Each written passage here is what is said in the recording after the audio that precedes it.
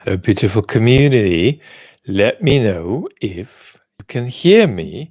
I'm going to spend an hour together talking politics if you can see me and hear me. So let me know. Let me know what things are looking like on your end, and we'll get going with a few of the questions I can see left behind. Brilliant. Fantastic. So, Uh, just on the top of my head, I can see a question about who blends populism and respect for institutions well. I think the answer among Western politicians, the answer is that at the moment, nobody does. So, what you've got to do is watch out for politicians who you might like or you might not like, who are beginning to use tools from that playbook, but not necessarily use them irresponsibly. We're going to be seeing more and more of this. I think younger politicians will be doing this. And the tools at the moment are at a very primitive stage. I think we need 5 more years for a real sprinkling of responsible populism to develop in our politics. At the moment, we've got, and populism might not be the right word because it confuses people. I don't think populism is actually the problem that we've got. Populism can be benign in principle, but we're 5 years away from being able to sit here and name 11 names. I do have a little watch list of politicians who may be beginning to use those tricks. Some of them, we have to be honest, are tricks. But we'll wait a few more years. However, I might make a video about a list of names that I am myself beginning to watch out for. But I want to keep it under wraps because it's still primitive tools being very partially used. So we're early there. Tess is asking, is Vladimir Putin an intellectual? Vladimir Putin has not a single intellectual bone in his body, but that's not what's wrong with him. Most of the most remarkable humans who've ever lived don't have an intellectual bone in their body. Being an intellectual is just one of 177 ways of being an interesting human. Bernard, what is your main prognosis as to why the USA is so hesitant and reluctant to go all in supporting Ukraine? For instance, no US boots on the ground. The boots on the ground is about nuclear risk. That's why nobody elected to the office of president in the United States could put American boots on the ground in Ukraine. That's just not a politically feasible idea. And that's different, however, to the question about why we're not supporting Ukraine more and more consistently and more strategically. My view about it is expressed, I think, in a video on the main channel called Breakdown of World Order or whatever, and on a video here on the chat channel from a couple of weeks ago, I think, maybe a bit more, which says why we're not supporting Ukraine enough. And what I do there is make the argument that it's to do with our democratic crisis at home and our lack of democratic capacity that's leading to our lack of forming a proper strategy. So I thereby reject arguments which say it's a lack of motivation, it's a lack of willpower. I think it's a more systemic problem than that. Andrew, could you explain the divergent paths that could result from Trump or Biden winning the election this year? I'm planning a video on that, maybe actually a main channel video. Trump is spectacularly unpredictable. The difference, at least at the level of motivation, between Trump 1 and Trump term 2, if he gets in, which is a coin toss, if not better for him, his current chances, But this second term for Trump would be a term where he is conscious to avoid what he sees as the mistake he made in the first term, which is his incapacity to develop an elite around him.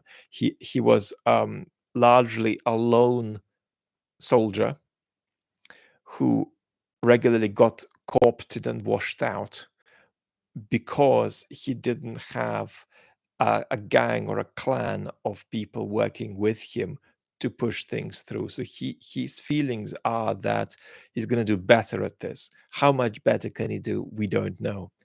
Him doing better is obviously probably worse for the world.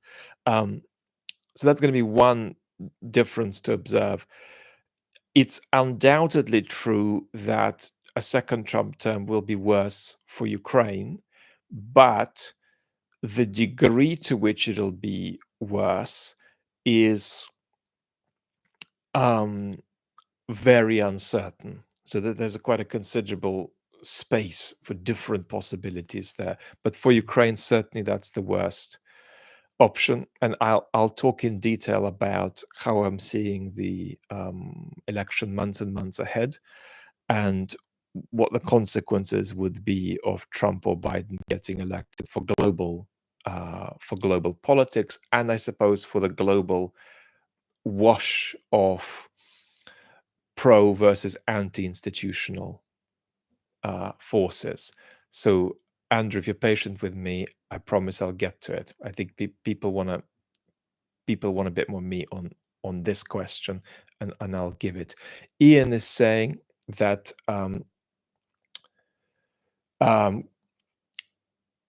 degrowth is increasingly on the agenda. If we assume that some of these arguments are right, as a way of dealing with climate change, how do we avoid a Soviet catastrophe? Well, in the climate movement, there's a very tiny minority of people who want to stop growth, period, and who think that that's good anyway, that even if there weren't a climate crisis, this would be a good thing to do. They're a tiny minority. There is then a bigger minority, also tiny, who thinks that it's because of the climate crisis that we need to stop growth. There is then a third group, bigger, but still a minority, who thinks that it's immoral for Western economies to pursue growth in relation to the climate crisis, but not immoral for poorer countries to do so. I think we've got a lot to learn from the degrowth literature. It's a debate I actually follow quite closely, because I follow climate discourse quite closely, and then I think I'm going to have a piece out on that soon off YouTube.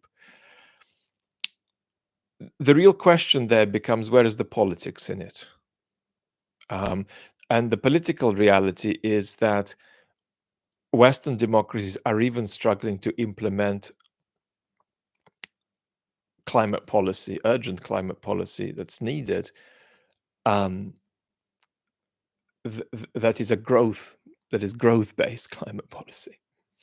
And if we're struggling with that, how are we going to go democratically implementing degrowth if it's going to be fundamentally degrowth as opposed to just a bit of degrowth here and there? So there's a real problem about how it clashes with democratic institutions, actually. I think that there's also a slight risk, this is a very minor issue, very, very minor, of degrowth becoming a personal choice. And so you beginning to live a degrowth lifestyle, if you like. And I don't have anything against that, but I always worry when personal choices get centered in the climate conversation. Personal choices should not be anywhere near the center of a climate conversation. It doesn't mean you shouldn't make good choices. You shouldn't be ethical in how you get the things you need to live. But there's a risk of overweighing personal responsibility. And actually, if you look at the history of that discourse, the discourse is artificial, and it was largely inserted by fossil fuel companies over decades. So it's um, when we talk about climate and shift to talking too much about personal choice, we're actually in the grips of an artificially injected ideology that's swum about in our discourse for decades. Got to be careful about that too. Not that personal choices are bad; they're good. And then the question arises, well, what is degrowth? What is growth? And there are people who use these terms carefully, but they also just float around quite carelessly. I mean, let's say that we move fossil fuel mining out, and we just have mining for renewable energy, the mining that's needed to get wind and solar and so on. Well, that transformation would reduce our mining footprint to the power of 50 or 100 experts will tell us. What is that? Is that degrowth? Is it growth? Certain things are contracting, but we can still be making a profit as we go along. How do you categorize that? If you talk about the positive health impacts of a climate transition, saving millions of lives, what is that? So I may do a separate conversation about degrowth properly on this channel when we talk a little bit more about the climate issue. Bruce saying that feels like communism in Russia destroyed the local sense of community by nationalizing it. Worse, it took out volunteerism and philanthropy. Americans believe in freedom too. Europeans believe in freedom from. Indians believe in tolerance. What do Russians believe in? A glorious empire for what? That's about 11 different questions. The freedom to and freedom from distinction is in the 20th century often attributed to Isaiah Berlin. And it's in his usage not a distinction between freedom from interference and freedom to fulfill various positive moral and political aspirations. It's a much more nuanced and complex distinction. So if you see discourse about that, probably assume it's BS. What do Russians? But I'll be doing an Isaiah Berlin lecture on the Philosophy Channel in the future. What do Russians believe in? Well, Russians treat politics like a natural disaster if it goes wrong. So they don't believe in or against Putin's imperial project for the most part. They treat it as an inevitability with which they fatalistically comply. Pauli, Vlad, you often talk about crisis of trust. What can ordinary people like myself do to help restore my fellow citizens' trust in our institutions? In no order of priority, and obviously this is not an exhaustive list, but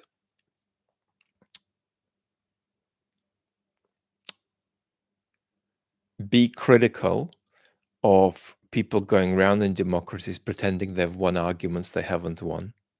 It's one of the things that really triggers resentment and distrust when people make an argument that clearly persuades 20% of the population, but they pretend that it's the position of the country on the issue, and they talk like that and try to make institutions comply with that. That's a very bad idea. You can't pretend you've won arguments you haven't won. I think a capacity to engage in conflict constructively is really important. It's something we are at risk of losing at the moment in much of our Western discourse. I think there is such a thing as conflicting cooperatively, right, in politics. Um, Engaging in healthy conflict where you um, focus on what's effective, treat your interlocutors as opponents, not enemies. But I think perhaps the single most important thing I would say is have what we might call ideological empathy. Um, we ran a vote recently on the chat channel, and I asked the community, if you're a US citizen, who are you going to vote for? And something like 10% said Trump, which is extremely low because very different kinds of people watch different kinds of channels. So it's even if you build a channel that says I hate broccoli, there will be people who love broccoli who watch it regularly. So that's actually a very, very low number. Um, and I predict that if we asked sort of one by one this community to reconstruct how a Trump voter feels, what are his or her ways of political storytelling, what are his or her political narratives, the answer that would come back would be very impoverished and very reductive. It would be one in which a Trump voter wouldn't recognize themselves in. And I think we need to do better. As a British citizen, I need to be able to give an account, especially an emotional account, of what it's like to vote Brexit, something I didn't do because I'm on the Remain side of that argument. But I need to give an emotional reconstruction of how Brexit voter feels that they recognize themselves in and don't just experience as a set of reductionist simplifications about them or a set of insults where I call them ignorant about economic policy or ignorant about immigration policy or ignorant, period. So there's a book coming out in a few months by Jason Blakely, who is a wonderful philosopher of the younger generation, and it's called Lost in Ideology. And you know, uh, what Jason thinks is that we are in a crisis of being lost in our own ideology. That's to say, we have an incapacity to engage with how others map the world politically, how others aspire in their political world. And so this capacity is really, really important. There's too many, I even would say, expert colleagues, academic colleagues who talk about other voters in a way that is just so reductionist that the other voters couldn't recognize themselves in the description of them that they're getting. And that's always very democratically dangerous. We want a situation where you could say, well, I really don't share any of this. I really don't like it. I don't like where it's going. But here is my picture, I think, of where this other voter who is very different to me is at, how they see things, and so on. So that is um, enormously important. Um, you know, now it's got to be mutual. So let's hold Trump voters responsible too for being no good at reconstructing how a Biden or a Bernie Sanders voter feels. But this capacity to empathetically reconstruct is important. Like, why, for example, are some Trump voters really suffocated by truth? Why do they find it so oppressive to face up to certain matters of fact? The temptation is to say, well, just ignorance and stupidity.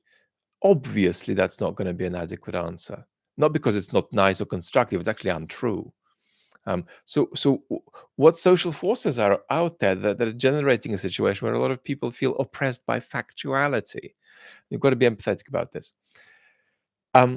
Monsieur Nothing, hi Vlad. I refer to you and Bernard Williams on expertise, distrust, and democracy in a book published soon. And your point on combatants, not combatants. I find them very agreeable.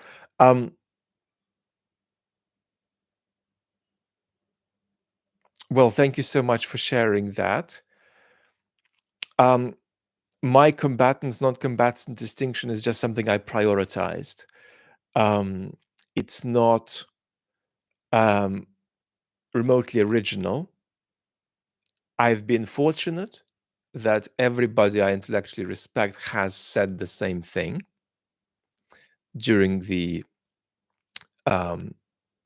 Israel-Hamas Gaza crisis.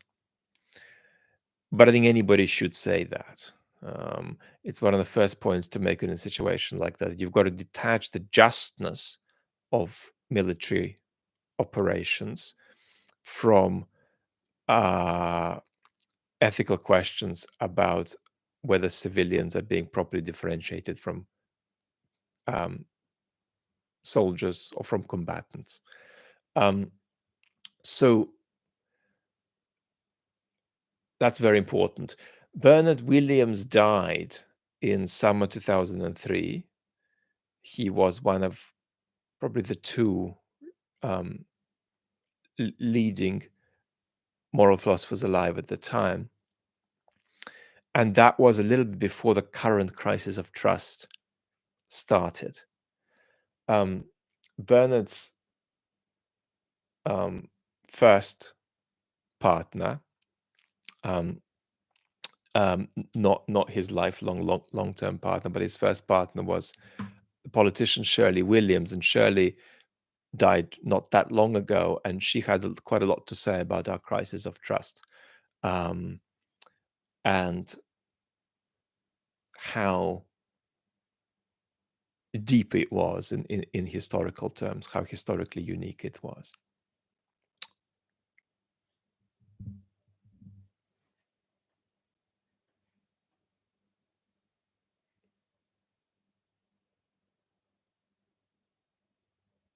Hi, Vlad. Did you ever list your sources that you consider valuable, truthful reporting on what's happening in Ukraine?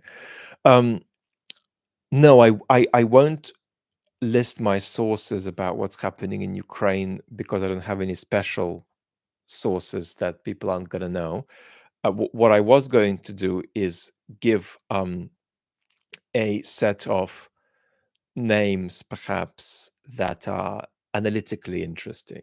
But obviously, I'm not qualified to give advice on anything military, nor am I in a position to give advice about who you should follow for daily war information, because the truth is most of you know anyway, and we follow the same things. I could certainly tell you exactly who I follow and what I follow.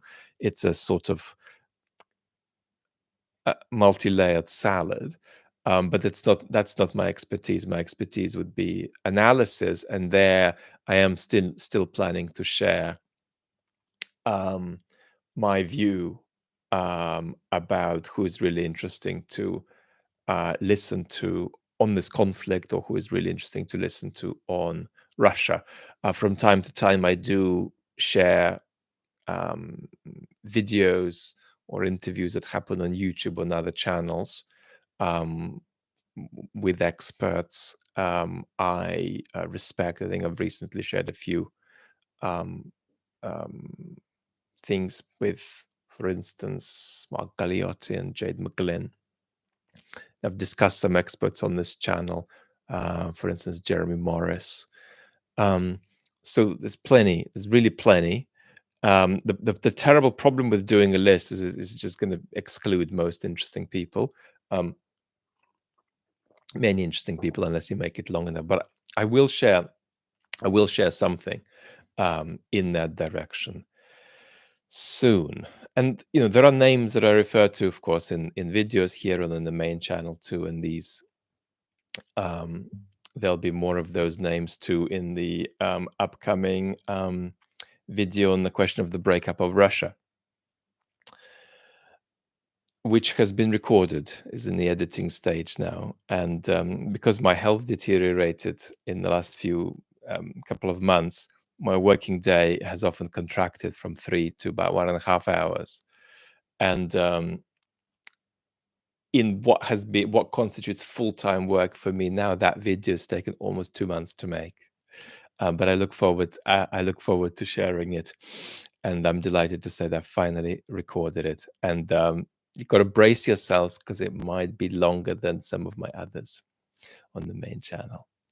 So let's have a look what's going on in the comment section.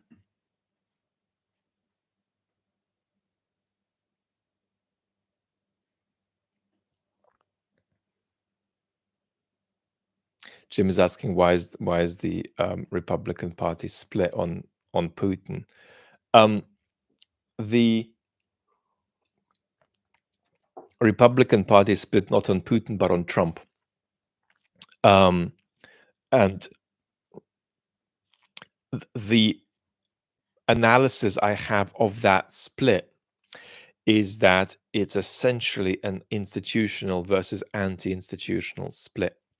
And that's not a split unique to the Republican Party. It's a global pattern across the West.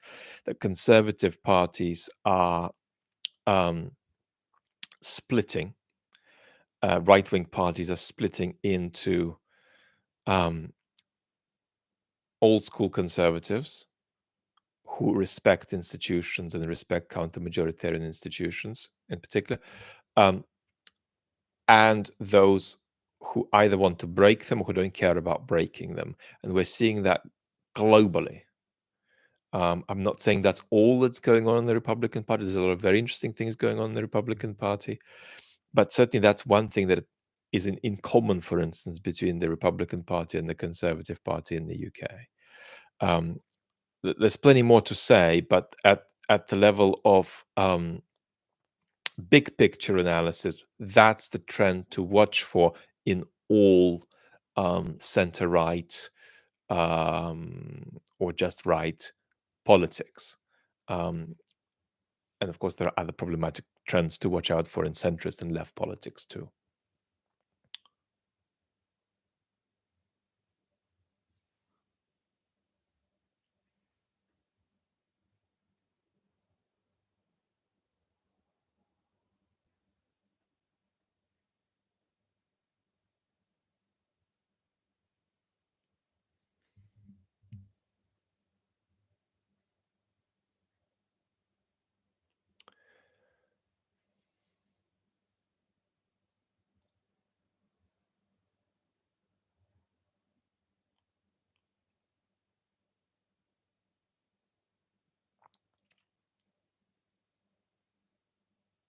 Why does the left in my country keep moaning about populism? Isn't being a good popular party the same as being a populist? I'm from the Netherlands. So there is a video, a really old video on the main channel. Maybe it's 3 years old, and it's about populist discourse. And there I say what I believe is the key defining feature of populism, and that is that it is a case of public discourse coming to resemble private discourse. So we understand, of course, that the state is a very procedural, very bureaucratic entity, and it needs to justify things to itself in general terms. It just can't be the case that when policies are implemented, when laws are made, that they're justified in the way you and I would justify why we're going to the shops when we discuss it sitting in the kitchen. But what's happened recently is that increasingly politicians have started to adopt the language of the kitchen table when they're talking about the fate of the nation. And that bridging of discourse, whereby private discourse begins to eat up public discourse, is defining feature of populism. This general balance is ubiquitous in politics. It's always going on somehow. So, for instance, in the Soviet Union, where I grew up, the balance worked differently. It was public discourse that was eating up private discourse, and people to some degree talked at the kitchen table in um, the procedural terms of a public discourse, or at least that's what the state tried to get people to do. So what you want is for the two, ideally, to not drift too close or too far from one another, public and private discourse. You don't want public discourse to drift too far away from private discourse, because then people will feel alienated from what it says. You don't want it to drift too close, because that risks being irresponsible politics. But what that balance should be is also not something we can answer universally. For instance, today, there is a genuine need for a sprinkling of populist discourse in any successful political project, whether we like it or not. That's my diagnosis of the environment that we are stuck in, as it were.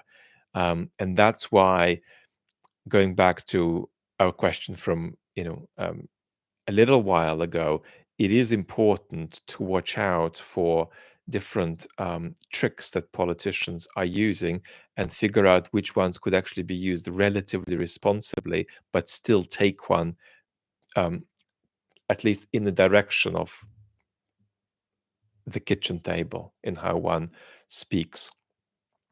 And that, of course, creates a real difficulty, that we need politicians who are institutionalists but populists at the same time. And mostly these two tendencies work against each other.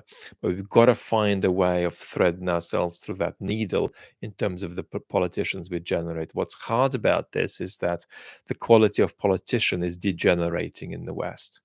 I do not love cultural and ethical nostalgia. I do not love stories about how things were better in the past, and it's obviously true. And this is one of those cases. Certainly in this country, in the UK where I'm sat, just in sheer quality terms, there's been a downward revolution across the board.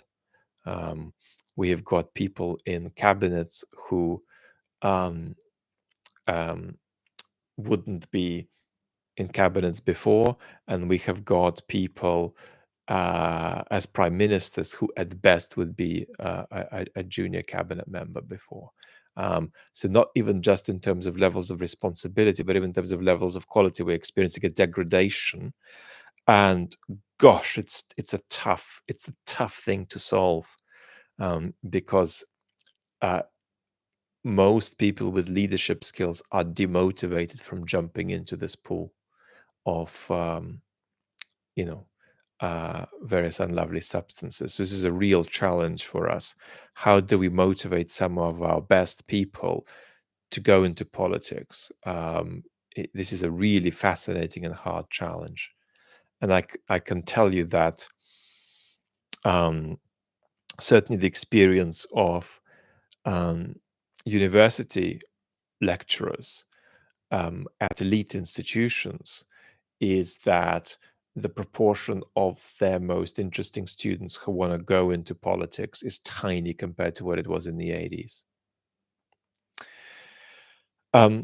Steve is asking, if Trump wins, could he be a dictator? Or would there be too much opposition? People who don't like him probably would change their minds. So I think that the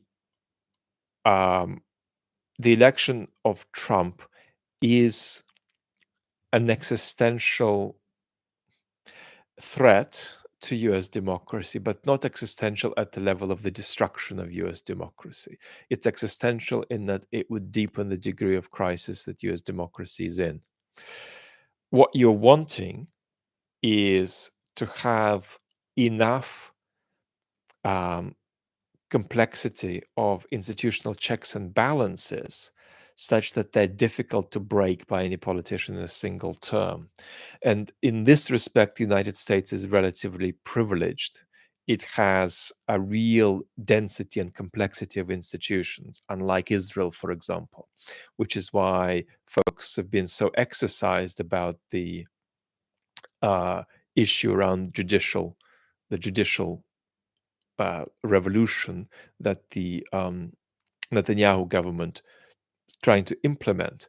There are many fewer checks and balances in the Israeli system, and Israeli democracy can much more easily be knocked out um, just by taking out one institution.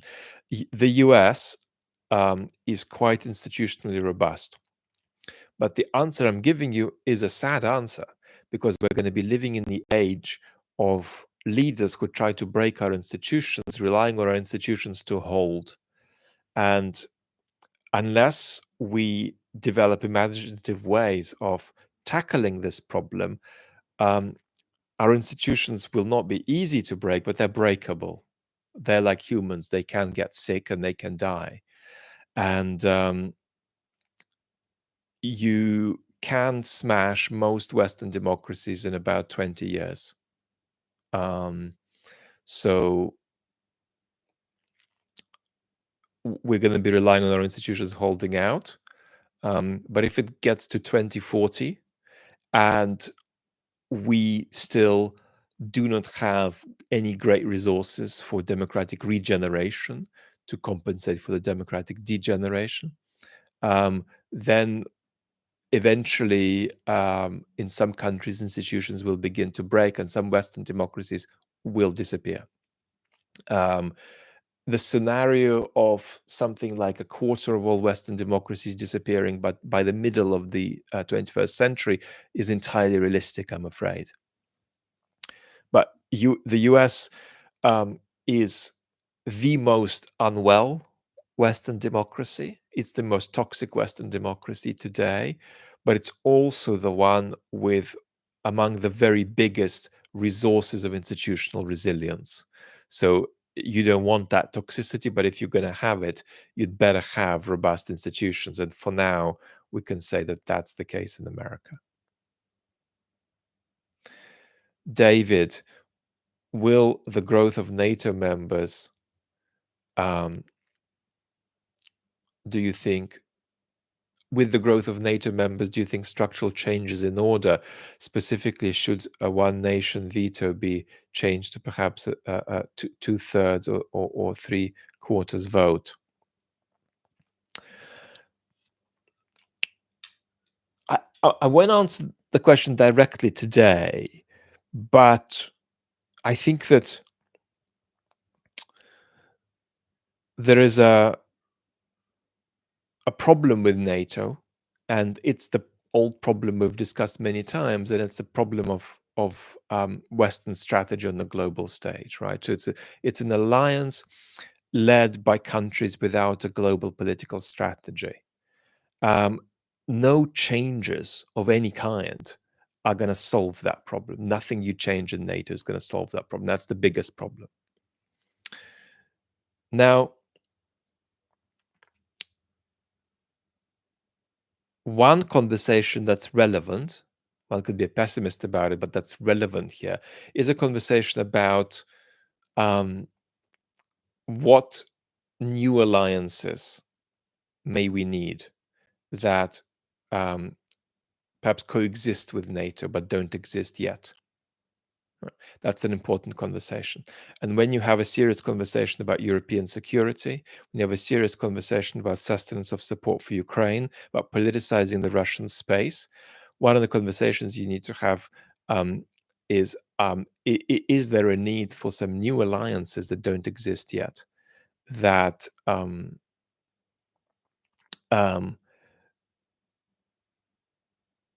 make certain things possible that aren't possible now. But again, that too is simply dependent on strategy, and strategy is dependent on democratic capacity.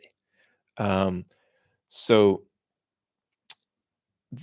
that's my broad brushstroke um, answer about um, NATO's purpose and NATO's identity. It requires a Western strategy on the global political stage that is absent. Um, everything else would follow from that, and maybe it's also good to leave procedural questions about NATO to people who are a little bit more expert than me in um, international relations.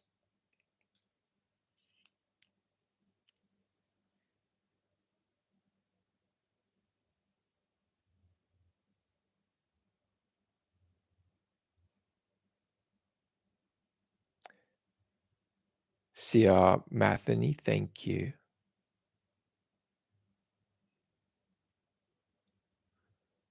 How long have we been going? 40 minutes in.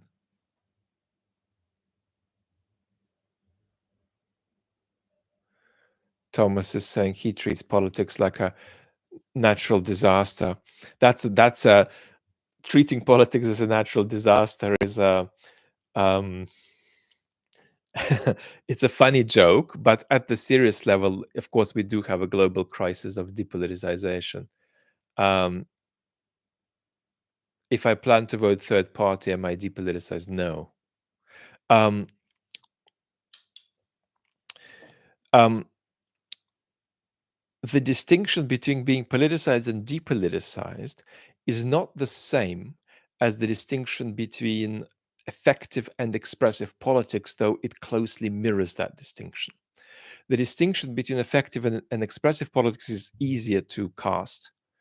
And that's simply a question of whether what you're doing is solely for the purpose of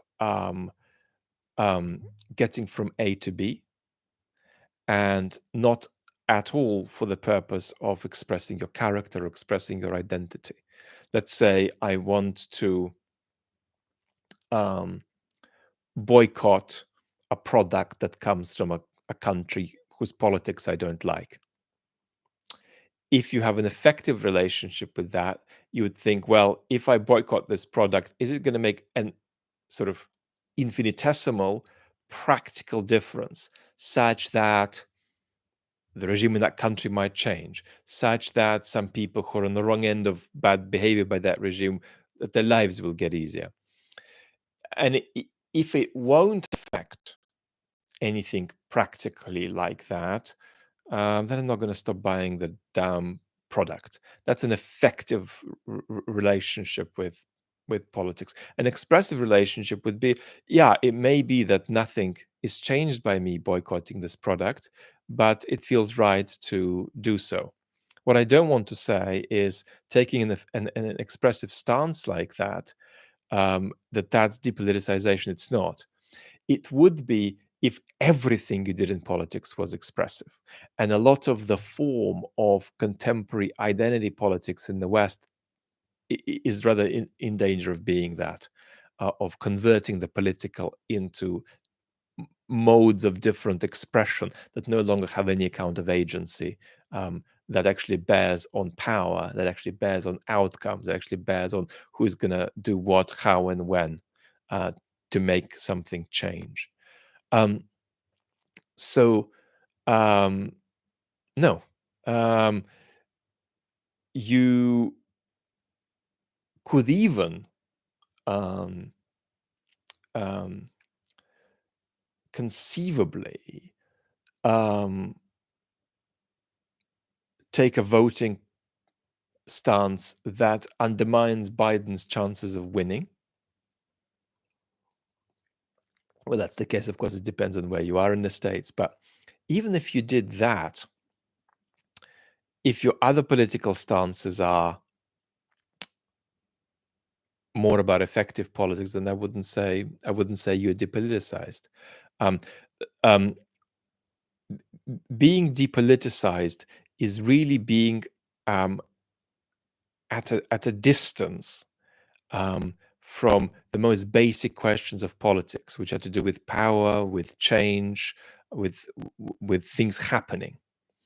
Um, so I did a thread recently on Twitter, which I think I reproduced in the community post section of the main channel, and it started with something like, if I'm in a situation where my house is on fire and I lean out of the window, declaring my right to freedom from fire instead of putting the fire out or running outside or calling the fire brigade. That's the kernel of what depoliticization looks like. Enough for the moment. Tyler. Um, I often hear you talk about the decline of democracy as being inevitable. Why? What forces are at play? So I'm not saying the collapse is inevitable. I'm saying decline is inevitable. Um, and I think that I'm really reaching a point where I'm beginning to judge some public intellectuals as irresponsible, who know that this is happening very well, but still speak as though it could go either way when they know it can't. Um, and so people are relating to what we've been just engaged with, the Trump phenomena, for example, as potentially an aberration that'll just clear up. No, we have a serious crisis of trust. Because I've said this so often, what I can say is that there's a concentrated summary of the social forces that I think are part of the problem toward the end of my video on the main channel, titled "Breakdown in the World Order" or "A World Without Rules," however, whatever the title is, and it's my best video with the problem the music is too loud in it. But if you skip to something like 70% of the way through, I make a very clear statement about what social forces are at play that are generating a huge crisis of trust in public institutions.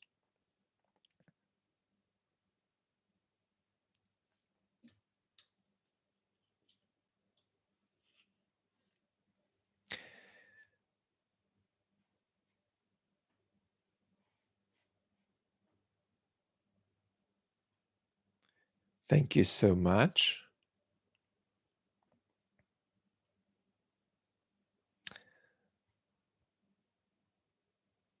H. Barisic. I can't say the first name.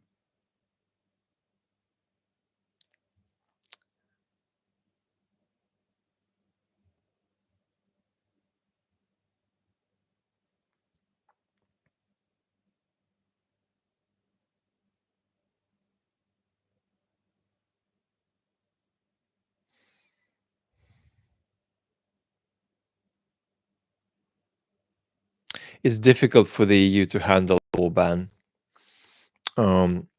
I think I'll have a chat about the future of the EU, the prognosis for the EU. But unfortunately, I think that over the next decade or two, the EU will increasingly experience. I'm so sorry, it's the story of your life. um, uh, I was in one country where my name couldn't be said by anybody, and that was Tonga. And in Tonga, they can't have two consonants consecutively. So in Tonga, my name was Veleti. Veleti. Um,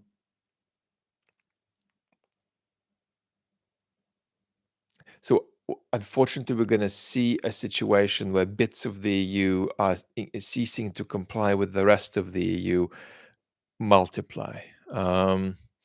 So it's a real problem, and I hope to have a proper conversation about that another time, if that's okay. Um, NJ Native is asking, Vlad, what do you think of Hamas? Are they terrorists or resistance fighters against occupation? So I've made a lot of content on the Israel-Palestine issue. It's an issue that creates great sensitivity. And I think I even succeeded in losing 1,000 subscribers in a very short period of time by doing a live on the main channel. Let me just say something about a small aspect of this. In the West, we've had a moral crisis, including among the academy, in our response to this. And what we needed to do is do two things at the same time, and we haven't done them. And that's why I was so passionate about making a lot of content on this question repeatedly for a few weeks.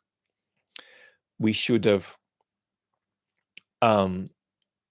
recognized the barbaric and evil nature of the Hamas terror attack. So there is the answer to that part of your question. What Hamas did has no liberatory credentials. It's destructive. And obviously, it has unleashed a catastrophe for people in Gaza. At the same time as recognizing the evil barbarism of Hamas, we needed to properly hold Israel to account in its response, and we haven't done that. Those of us who've done it haven't done the first bit, and those of us who've done the first bit haven't done the second bit. Of course, I'm exaggerating, but the broad panorama of Western public intellectual contribution today is that it's a minority sport to hold the two positions consistently, holding Israel to account for a response that is disproportionate, counterproductive, and unacceptable, and holding Hamas responsible for entirely non-liberatory, barbaric terror. And that is worrying if you focus away from the Middle East. It's worrying as a reflection on the state of the liberal institution of the university, that we've had such a problem with doing both. So that's the answer to that. But specifically on Hamas, the barbaric attack of Hamas, in my assessment, has no liberatory credentials. It is an act of destruction with deleterious and catastrophic consequences all around for everybody involved. And let me just say something else. People I highly admire have said such terribly vague things about Israel's response, like Israel should comply with international law. And that's been, and here I'm actually going to abstract away from the rights and wrongs of the conflict and just focus on public intellectual ethics. A lot of people I respect and personally know have published pieces calling for Israel to comply with international norms in its response long after Israel's bombardment of Gaza began. And I think that that is a gross failure of intellectual ethics, because the point is that it's already too late to say Israel should comply with international norms.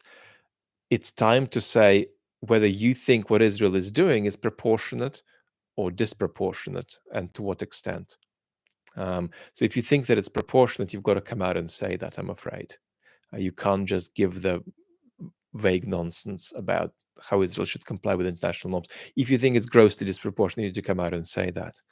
I learned English by reading the texts of the pluralist public intellectual Isaiah Berlin. So I'm not. There's nothing I'm more in love with than the plurality of public discourse.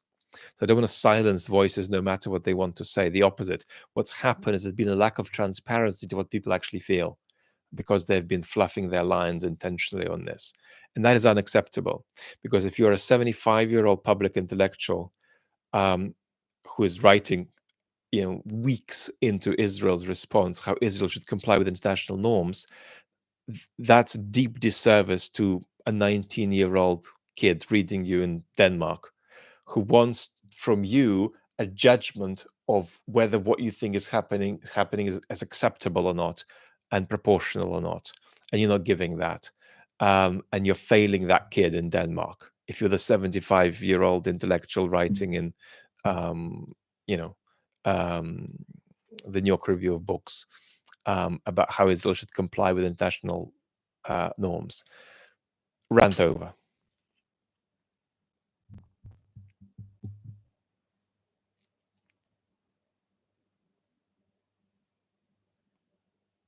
Neil, I agree with you that the social media environment, these unregulated and unregulatable even public spaces, are one of the 4 or 5 pillars of the crisis of trust.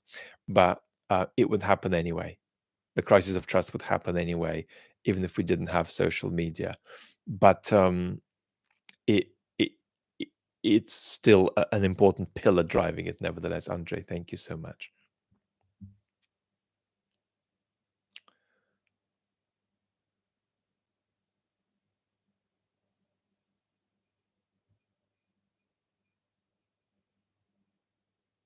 Yes, you're going to be very, because you obviously uh, love being in the beautiful community so much. You're going to do me a huge favor, not start any arguments about Israel Palestine in the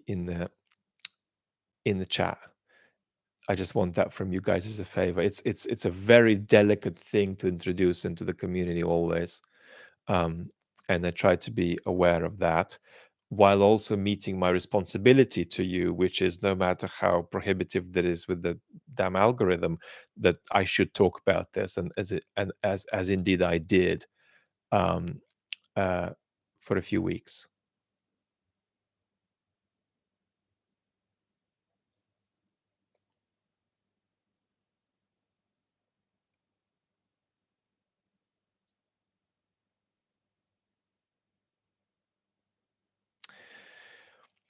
On a century scale, Siam Mateni is asking, is there a path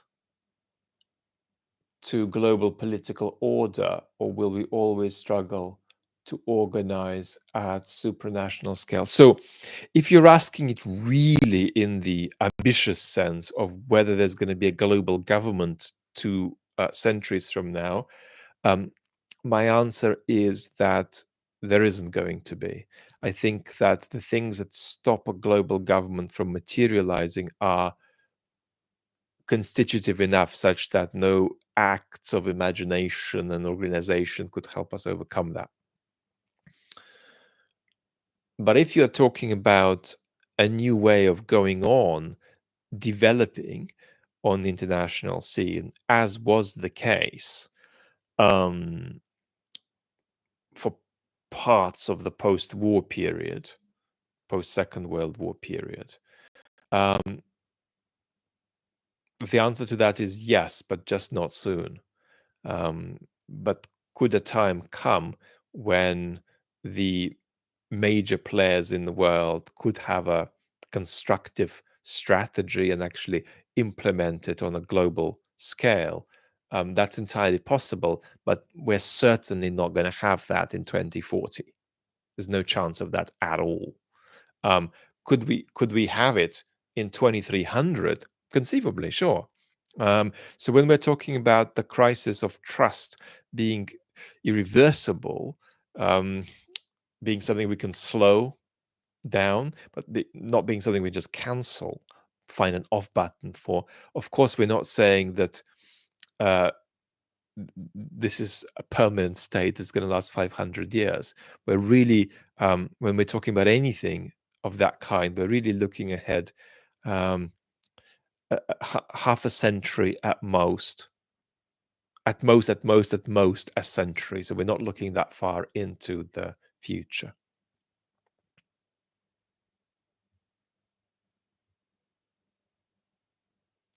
Jim is asking if Trump had absolute power in Russia for the last 20 years, would Russia be in an even less enviable state than it is now under Putin? Um, I don't think Trump. Um, well, first of all, Trump would have been less good than Putin at holding on to power, so he may have lost it. Second, any human in that kind of position of power would either be unwilling to ever take up such a position, or if they did and they were relatively sane and in touch with reality to begin with, they will become loopy toward the end. So Bernie Sanders and Joe Biden and Mitt Romney would be um, uh,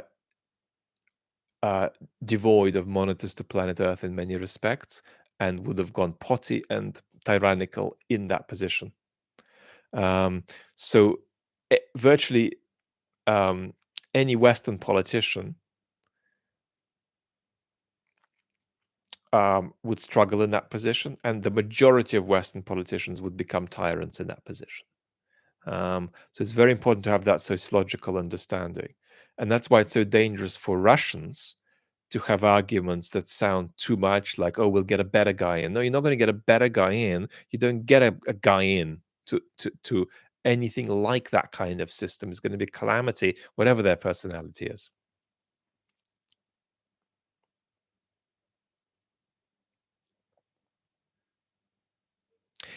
Interestingly, fascinating sort of psychological observation. I mean, Putin never had any democratic bone in his body. He was much more moderate and realistic to begin with, but he had no democratic bone in his body. What is interesting is that Yeltsin had many democratic instincts, which he sort of had to sideline um, a few years into his reign. But he didn't sideline them entirely. He always had intuitive democratic instincts. I mean, there's genuine cases where people around Yeltsin are asking him to take undemocratic steps, and he refuses. So he had genuine democratic instincts, and maybe even more so than Gorbachev. But Gorbachev had a more intellectual commitment to democracy than Yeltsin did. So Yeltsin was more instinctive about it, and Gorbachev was more substantive in his democratic instincts.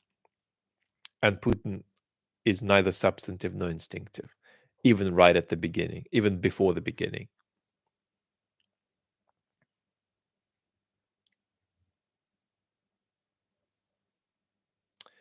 Matthias is saying the day Putin dies, will this be like Stalin's death 2.0, like one half of his entourage paralyzed by shock, others deliberately delaying calling help?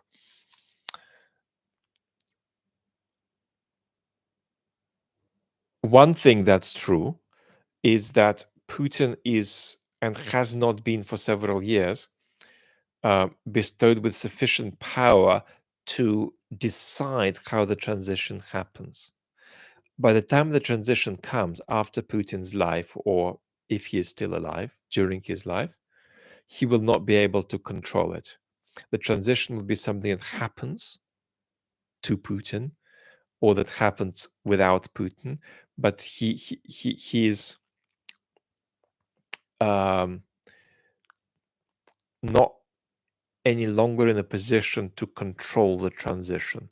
That's one thing that I would say.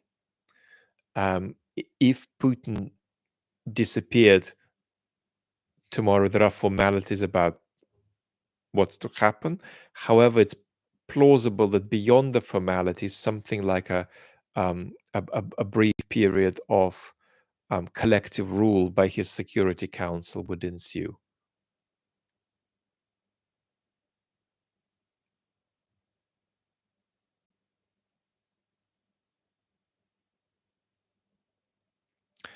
Omatic is saying, where is the line between war and world war? A lot of people are talking about World War III. So there are two ways in which you could think of World War III. The primary way that I still recommend is a global nuclear exchange.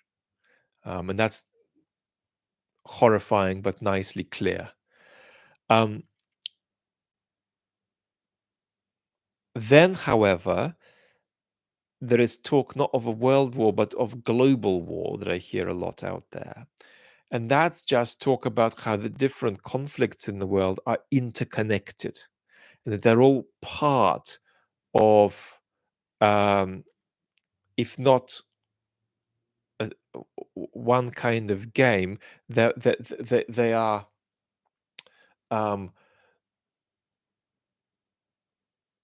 all part of the same, if you like, political current that obtains on the global stage, such that you can't understand one conflict without understanding the others. And people are saying that that is going to be increasing, this interlinking is going to be increasingly how the world looks, a series of interlinked conflicts.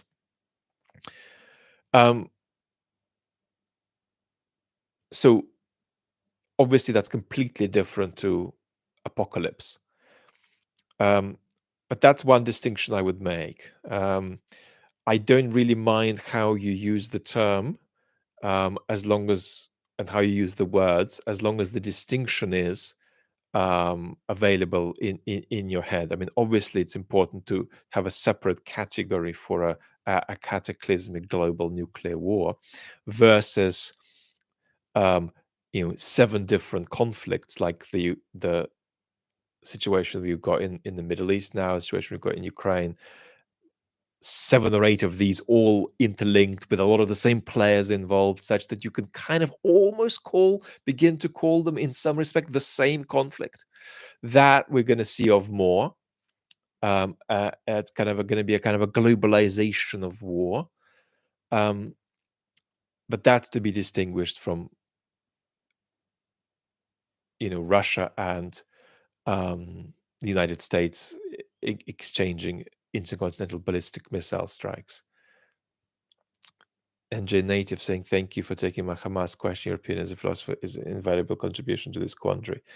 I'm grateful, and what I felt was that in the first few weeks of the Middle East crisis, it was important for a small minority of you to have me speak about it repeatedly, and I just couldn't not follow through with that, even though in many of my private conversations with other people on YouTube, the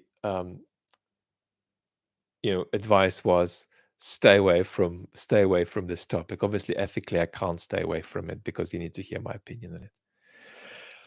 Cheryl is asking about Nadezhdin. I did a video about Nadezhdin a few days ago, and there should be Nadezhdin in the thumbnail. Is he a serious candidate or a fake Democrat? I'm not sure you need to make that distinction. What has happened is that Nadezhdin had a certain route that he was supposed to follow, and it wasn't necessarily his view that he's going to deviate from it dramatically, but he has begun to deviate from it a bit. And the question is, can this be used by the political forces, Russia's oppositional political forces, in any constructive way at all? And the answer is a tiny bit. If it's going to go further than that, then some new developments need to take place. But basically, what you're looking at is a Kremlin-sanctioned candidature that's run a little bit out of control for the Kremlin, to the point that it's clear they've made a mistake now. And they're going to have to decide what they do about it. But this getting out of control may be something that surprised Nadezhdin himself, that some of Nadezhdin's radicalism, relative to the fact that he's supposed to be a sort of a Kremlin-sanctioned candidate, has surprised him maybe. So this is a situation where what is happening could be happening to Nadezhdin, even though he's in the middle of it. And he's in a very difficult situation, actually, because he is either going to have to betray the people who are writing all the signatures for him and gathering support. And of course, they're not really doing it for him. They're just using him. He's not a major political figure with a following. He is just a candidate to express a protest vote on. But he's either going to betray the people who are using him for this purpose, or he isn't, but then he's going to be in trouble with the regime. And it's a very narrow path that is barely available at all for him to negotiate that avoids both of these. It may be possible, but it's a tight one to walk through. And he has been grabbed by this situation in a way he can't disentangle himself from. And he is heading for betraying the folks who are doing the protest vote via him, or pushing things so far that the regime clamps down on him. David is saying, love you, Vlad. No, I don't always agree with you. Well, that would be really scary because you'd have to be me then. And I'm delighted with just being one Vlad in the world, not more. Eric, I feel that the media tend to be very critical of our institutions. Does that help improve the institutions by exposing flaws, or does it harm our institutions by creating distrust? Interesting question. In fact, really important question, Eric. Let me give you an example of what I do not like to see. So I am incredibly critical of some media institutions. I'm very critical, for example, of the BBC. But when I'm critical, I've got two things that always constrain my criticism. The first is a sense of reality. So I don't bullshit about this. I know how the BBC works. A lot of people who criticize it just don't know how it works. It's a very ill-assorted network with very different parts that often working very separately from each other. So often it's a big myth to say the BBC did that. To some extent, there is no such thing as the BBC. There's different competing departments who work with very different standards of seriousness, actually, who are engage in very different levels of quality in journalistic work and so on.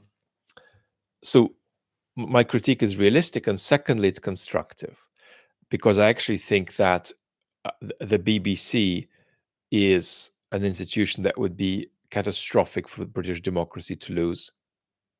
And so no matter how critical I am, I just want a better BBC. But a lot of the criticism is unconstructive and doesn't seriously reckon with the reality, which is, do you want to lose this institution or do you not? If you want to lose it, just come out with it, be honest about it. And a lot of people don't. They bash it like they're happy to lose it, but they're not saying they're happy to lose it. Um, so that's very important. Um, that you've got to be careful about the fact that if you're very critical of an institution, might you not still be simply committed to wanting a better version of it? Now, you could have um, a situation where somebody makes an argument that we need new institutions, but that's a stretch. We could have some complementary institutions that we don't have. We could have citizens' assemblies, for example, but we're not going to suspend our institutions and build new ones. The chances of that are actually zero in the short to medium term. So what we've got to do is make sure that our institutions don't collapse and that they improve if they need to improve.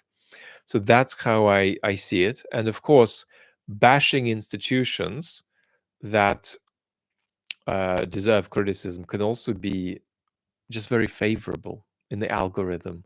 And so it helps people with views to, for instance, bash the BBC. So there is that too. But my position here is if you honestly want to lose an institution, be real about that and just come out and say it. Don't fail to say that, but then bash it as though you are happy to lose it. I'll be saying more about this because this is a really important topic, a really important question. Um, I've no questions about politics, but I have a question how to not no humanize Russians while seeing the way they see other people is. Um, it depends on which Russians you mean. Do you mean the whole population? Do you mean Russian soldiers? All Russian soldiers or some soldiers? Um, do you mean the Russian political leadership? So that I think your question simply depends on what you're talking about. If you're talking about all Russians, then you've got to recognize that they're responsible for everything that happens, just like you're responsible for everything that happens in your country, but they're not guilty for it. Obviously, no more than Americans are guilty for the Iraq War. Um, but all Americans are responsible for the Iraq War. All Russians are responsible for this war. All Germans are responsible for Hitler's war. Now, you wouldn't want to say that intergenerationally, but you would want to say about it about all German citizens at the time. They are responsible, ethically responsible for it, because there's such a thing as responsibility by association, but there is no such thing as guilt by association. The other dimension of your question could be to do with this issue of politicizing the Russian space. That you don't want to discuss Russia and Russians in such a way that doesn't contribute to your own goals, political goals for what you want to have happen on that space. Um, so just sort of cliches about some kind of horde, Eastern horde that you sometimes get on Twitter are radically depoliticized ways of communicating, so that they're not helping our security. So you've got to also wonder what politics is there in the way I talk about Russia. Not for Russians, for you. That's advantageous for you because you're impacted by what happens on the Russian space over the next years. Is Patrushev the real Tsar of Russia? No, Putin is. Is it the Putin double we see, considering his weird behavior while visiting the Tsar in Belarus? No. Putin, I have never seen a Putin on camera that looked like a double. Although Putin almost certainly has a double or doubles, and they are used for various purposes. But my view, I don't want to legislate on this too strongly because people just have so much fun with the double stories. I don't want to steal it from you. But I have never seen the slightest bit of indication of a close-up video shot of Putin. Um, uh, suggesting that that it's a double. So whatever they do with the doubles don't appear frontally on camera, because enough people know what Putin looks like to know that there's going to be a difference. Patrushev is one of the most powerful people in Russia, but he's not as powerful as Putin. If Patrushev were disappeared or removed tomorrow, the regime would roll on. In fact, if you ask the question, who is the second most irreplaceable person in Russia after Putin, it would actually be Ramzan Kadyrov. Um, After Putin, he would be the most destabilizing person for the regime to have removed from his post. So, beautiful community, enormous gratitude to you. I am very proud of how long we've gone for. I've been a little struggling with health in this conversation, so I've been a bit slow and mumbly, but I think we've done a good job, and I'm enormously grateful to have had you with me. I'll keep sharing updates about the epic breakup of Russia question video, and we'll meet on this channel, I think, before that video comes out on main. I want to send all my love your way, to those of you who are having a lovely day, to those of you who are struggling. Please go gently and take care until very soon. It's a privilege to have you on board. Go well until next time.